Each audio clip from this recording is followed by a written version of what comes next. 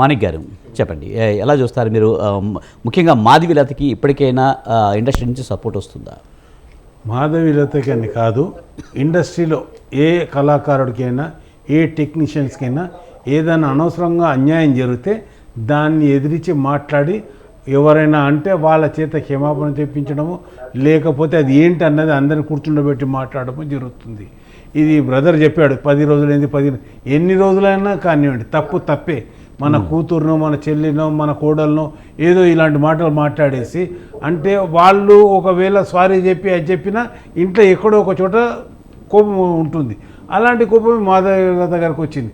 అన్న తర్వాత చెప్పిన తర్వాత కూడా నేను నా మాటలు నేను కరెక్ట్గా మాట్లాడాను, ఆమె బాధపడకుండా సారీ చెప్తున్నాను అన్న ఒక విషయం చెప్పారు ఆయన. అలా అవుతుంది, అది సారీ చెప్పినట్టు అది ఒకటి. రెండవది, సినిమా వాళ్ళను కించపరుస్తూ ఏం చేస్తారు, ఆడతారు పోతారు, పూలు వేస్తే అట్లా చేస్తారు ఇది చేస్తారు, కొంచెం చాలా బాడీ షేపింగ్తో మాట్లాడారు. అదంతా అది పద్ధతి కాదు. ఒక సినిమా వాళ్ళు అన్నది ఒక రాజ్యం. మన తమిళనాడులో జయలలిత గారు కూడా సినిమా యాక్టరే, చిన్న ఆర్టిస్ట్గా వచ్చి సీఎం అయ్యారు.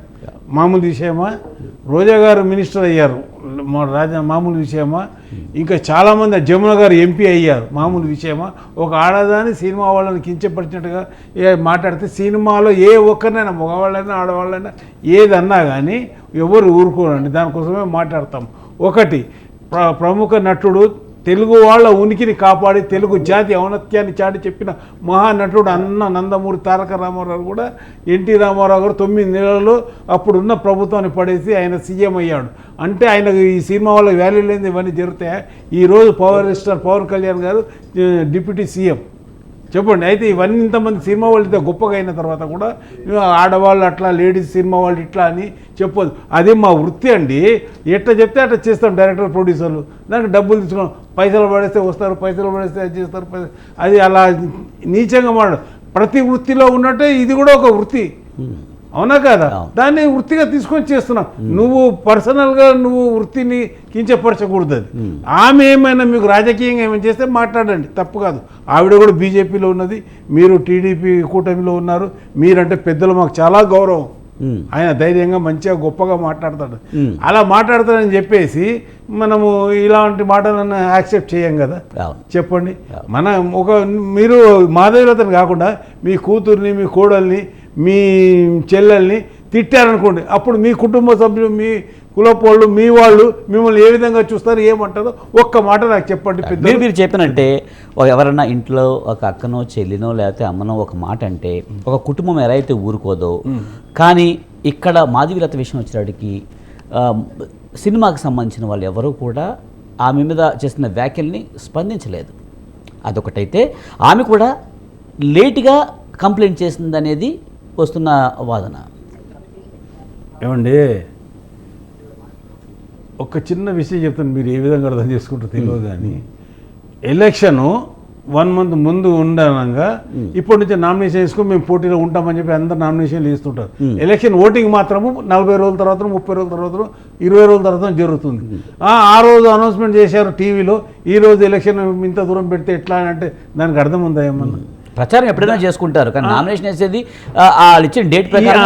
ఇది కూడా అంతే. ఏమి చేయాలి, ఎట్లా మాట్లాడాలి, పెద్దలతో సంప్రదించి ఇండస్ట్రీలో నలుగురితో టైం తీసుకున్నది, టైం తీసుకొని మాట్లాడింది. మీరు లేట్ అనుకోకూడదు.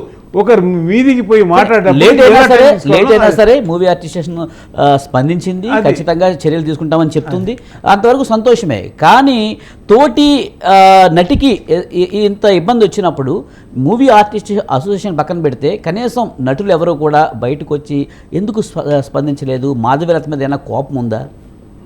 అలాంటిది ఏం లేదండి. ఎవరి మీద ఎవరు కోపం. సినిమా ఇండస్ట్రీలో ఏదన్నా అనుకున్న ఆ పూట కనుక్కుంటే తెల్లారి ప్రేమగా కలిసిపోతాం. అది మాధవీలత అయినా కానీ, మాణిక్ అయినా కానీ, ఇంకా శివబాలాజీ అయినా కానీ, విష్ణుబాబు అయినా కానీ, అలాంటివి ఏమీ ఉండవు. ఎందుకంటే ఇక్కడ అందరూ అట్లా రారండి. ఒక అసోసియేషన్ ఉంది, అసోసియేషన్ మాట్లాడుతుంది, మనం మాట్లాడకూడదని అసోసియేషన్కి గౌరవం ఇచ్చారు వాళ్ళంతా. ఒకటి. రెండోది, అసోసియేషన్ కూడా మాధవీలత వచ్చి ఇప్పుడు నాకు దెబ్బ తాకిందని నేను హాస్పిటల్కి పోయి డాక్టర్ చెప్తేనే దానికి మందేస్తాడు. ముందే పోయి నీకు దెబ్బ తాకితే నేను మందేస్తానంటే ఒప్పుకుంటారా ఎవరు? ఈ లోపు ఎవరైతే చూసారో అక్కడ ఫస్ట్ ఎయిడ్ చేస్తారు, అయ్యో పాపం కదా అని అంటారు కదా. అలా కూడా అయ్యో మన సందర్భం లేదు. ఎవరెవరు రాదండి అందులో. ఇంపార్టెంట్ పర్సన్స్ బాధ్యత గల వాళ్ళే అక్కడ వచ్చి మాట్లాడతారు.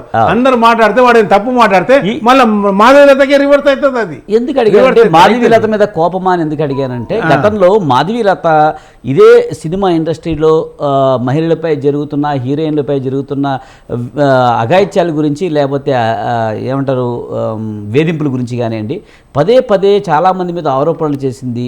అందుకేమన్నా స్పందించలేదంటారా? అలాంటివి ఏముండేయండి.